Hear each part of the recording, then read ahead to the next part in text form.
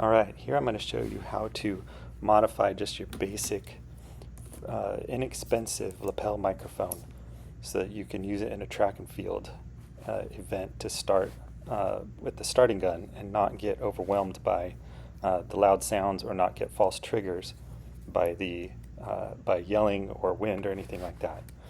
All you need is a few simple tools. You just pull it apart, use a little you can use a tiny little screwdriver here. You just need to split it apart.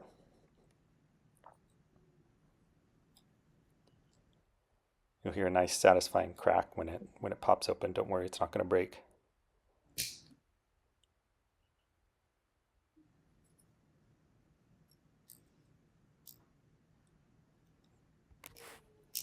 Once we get it apart, I'll show you how we just sandwich a tiny little bit of sound deadening material around the microphone.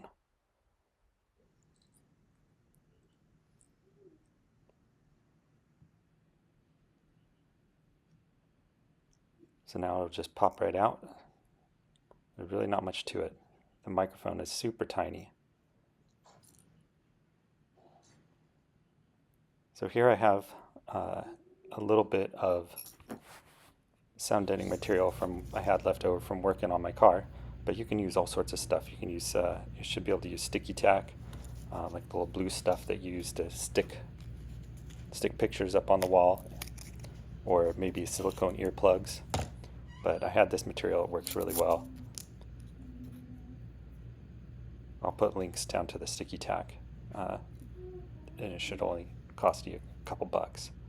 These microphones you can pick up always less than 30 bucks, but a lot of times they'll be on sale for even less than 20 bucks.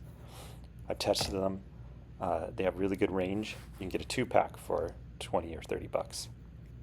So you do this to both of them. Just sandwich a little bit of this material on each side. We're going to trim it in a second here. Just squeeze it together.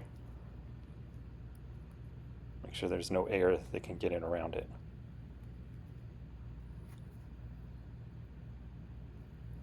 I actually messed up here and didn't pull the backing off the other one, but I'll fast forward here in a sec.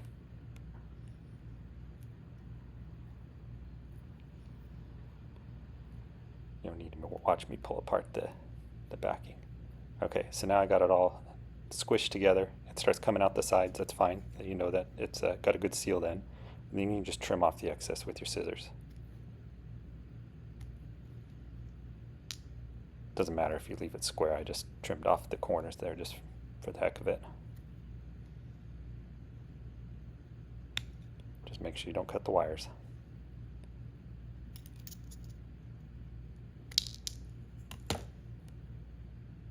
Alright, and now technically it'll work just like that.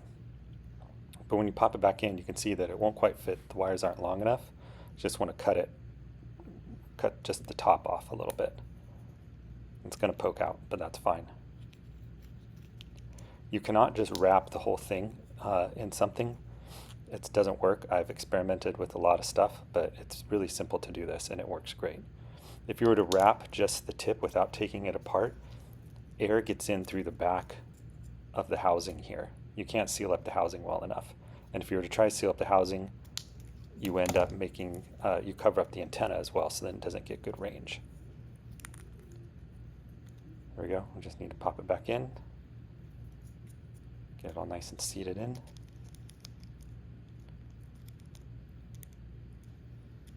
Pop back together. So a little bonus tip here is what I do when we're at track meets. I have the little lapel clip that goes on the back of this. I take a tall tripod and I put an extra little dowel on the top of it so you can get this up 6 to 8 feet high in the air. It gets up over the head of everybody. And then as you need to make sure that this is aligned vertically up and down, and then you get much better range. It can easily reach all the way from the starting line or to from the 200-meter starting line all the way to the finish line, no problem.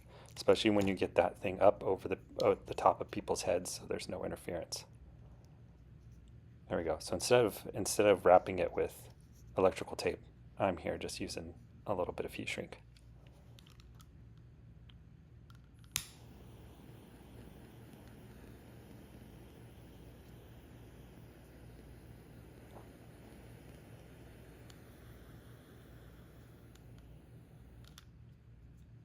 And all it has to be is within maybe 8 to 10 feet of the starting gun, and it's going to work great. You know, the closer the better, but it doesn't have to be perfect.